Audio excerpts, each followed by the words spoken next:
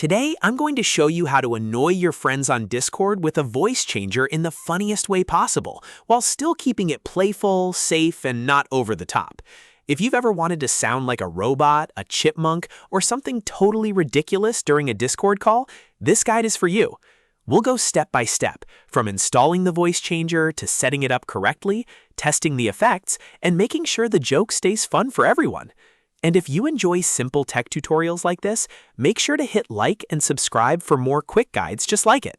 Alright, let's get into it. First, you'll want to install a voice changer such as Voicemod. Open your browser, search for the official Voicemod website, and download the version that matches your computer. Once the installer finishes downloading, run it and follow the setup steps.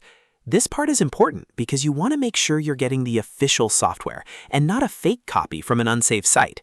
After installation, launch Voicemod and sign in if needed. Now comes the key part, selecting the correct input and output mode.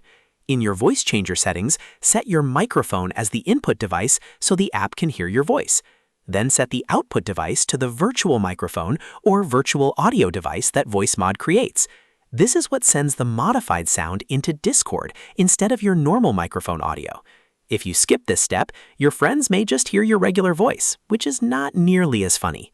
Next, open Discord and go into User Settings, then Voice and Video.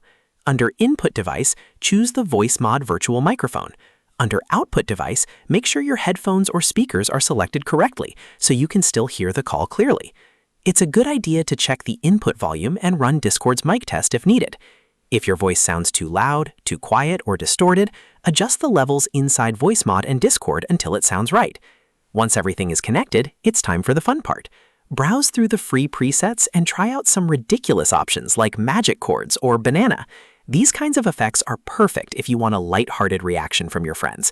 You can switch between presets live while talking, so you might start with a normal voice and then suddenly change into something unexpected.